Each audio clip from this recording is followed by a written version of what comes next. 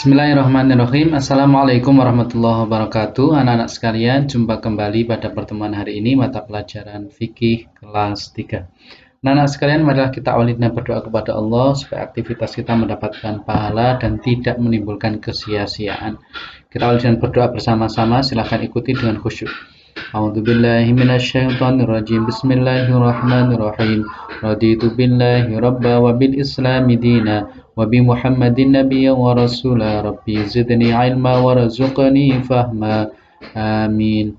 Baiklah anak-anak, kita akan lanjutkan pada kesempatan hari ini, yaitu kita masih membahas tentang kondisi yang membolehkan tidak sholat berjamaah. Jadi ada hal-hal tertentu yang membuat kita boleh untuk tidak sholat jamaah. Jangankan sholat jamaah wajib nih, tapi ternyata ada hal-hal tertentu yang kalau itu terjadi pada kita atau pada suatu tempat atau suatu masyarakat, kita boleh untuk tidak sholat berjamaah. Nah, apa saja itu nanti setelah ini akan kita bahas. Tetapi anak-anak, sebelum berlanjut, Ustaz Arifin akan mengingatkan kembali kompetensi dasar yang harus kalian bisa setelah mendengarkan materi ini adalah: 1. Kalian harus bisa menyebutkan sebab meninggalkan sholat berjamaah di masjid yang sah. Jadi apa saja yang membuat kita nggak sholat tapi nggak apa-apa. Nah, seperti itu sebenarnya. Kita nggak sholat berjamaah tapi nggak apa-apa. Alasannya apa? Nanti anak-anak harus bisa menyebutkan. Yang mana pada pertemuan yang lalu anak-anak sudah menghafalnya, sudah menulisnya dalam peta konsep. Anak-anak juga sebelum berlanjut, Ustaz Arifin akan sampaikan terkait dengan ini, sebentar ya Ustaz Arifin. Nah, kita lanjutkan. Yang mana pada pertemuan yang lalu Ustaz Arifin sudah mengajak anak-anak untuk belajar menyusun pertanyaan. Jadi ketika ada sebuah materi yang disampaikan, ada sebuah ilmu, cobalah untuk menggali lebih dalam. Jadi anak-anak perlu berlatih untuk bertanya. Nah, Ustaz Arifin sudah rangkum dalam beberapa topik pembahasan pertanyaannya. Jadi memang tidak semua pertanyaan Ustaz Arifin tulis, nggak muat.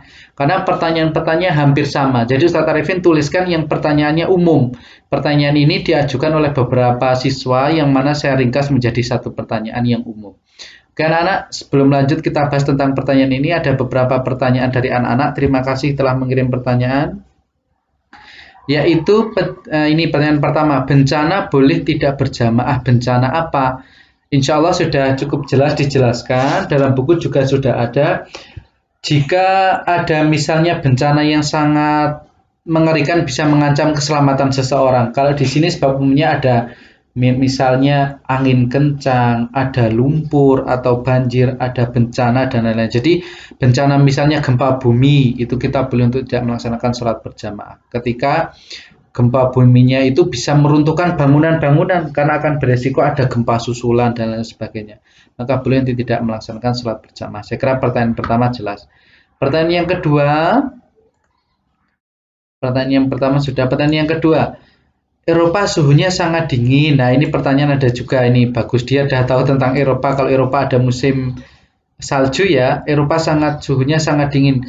Tapi dia bilang kita boleh pakai jaket, apakah nggak apa-apa sholat gitu. Jadi jawabannya adalah kalau suhu sangat dingin dan menimbulkan cuaca yang ekstrim, bisa mengancam keselamatan seseorang. Misalnya jika dia pergi ke masjid, nanti dikhawatirkan dia akan menghirup udara yang sangat dingin sehingga akan tenggorokannya atau paru-parunya akan sakit. Nah, itu maka kita malah justru tidak boleh untuk memaksakan sholat karena nanti bisa membahayakan kesehatan. Nah, jadi seperti itu ya.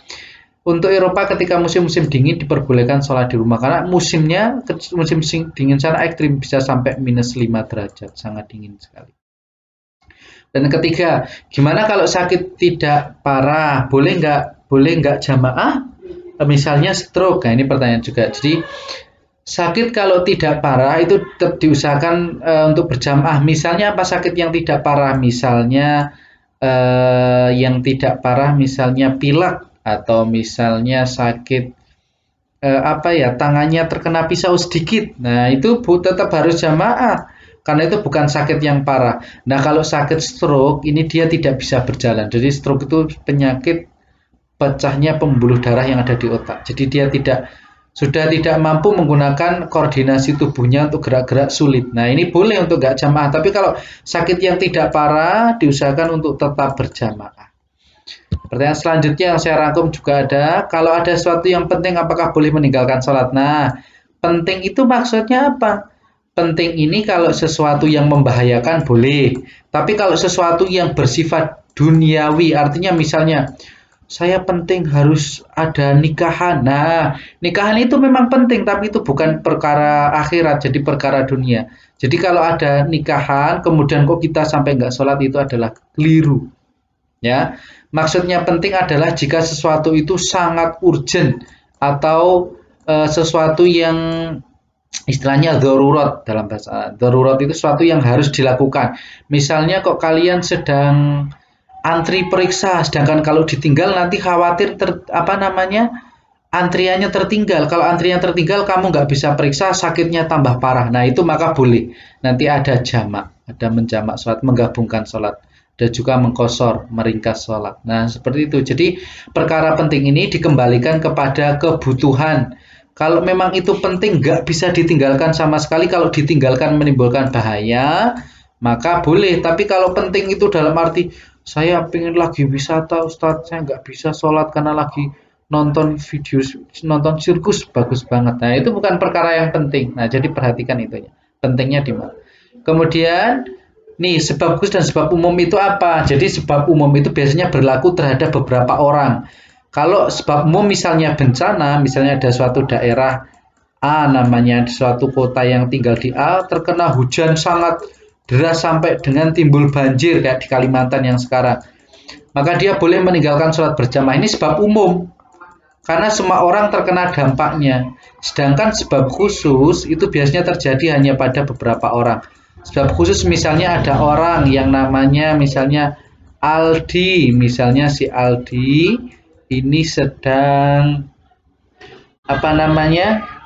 terancam jiwanya. Jadi kalau dia mau pergi ke masjid itu harus melewati hutan, di mana hutan ini nanti ada ancaman binatang buas, ada orang yang tidak bertanggung jawab bisa melukainya. Nah ini maka dia boleh untuk tidak sholat berjamaah. Nah maksudnya seperti itu. Nah, misalnya dia membawa senjata tajam, maka Aldi termasuk terkena sebab khusus, sedangkan tadi Kalimantan terkena sebab umum. Nah, perbedaannya seperti itu. Terakhir, ini adalah apakah hadas itu? Nah, jadi hadas, bedakan antara hadas dengan hadis, beda ya. Hadas dengan najis itu kadang hampir sama, tapi beda. Hadas itu adalah kondisi seseorang ketika dia tidak bisa melaksanakan ibadah karena terhalang sesuatu. Misalnya hadas itu setelah kalian pipis. Nah, maka kondisi kalian setelah pipis namanya berhadas. Sedangkan najis itu adalah benda. Misalnya ada kotoran ayam, ada misalnya cipratan pipis dan lain sebagainya. Jadi hadis itu kondisi, kalau najis itu adalah bendanya. Nah, kurang lebih seperti itu. Kemudian apa maksudnya?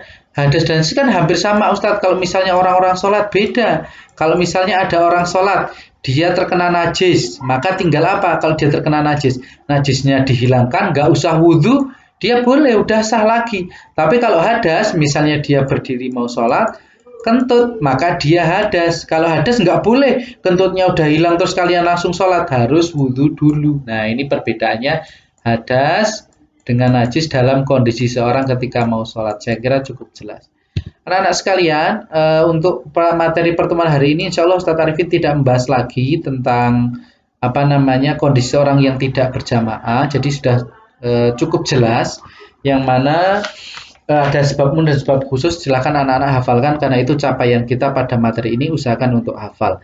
Terakhir, Ustaz Arifin berikan tugas untuk mata pelajaran fikih hari ini adalah mengerjakan soal halaman 45 dan 46 ya. Silakan dikerjakan soal halaman 45 dan 46 di buku tulis untuk yang soal jawaban singkat. Jadi ada soal yang ada di halaman 45 yang bagian atas, kurang kelihatan ya.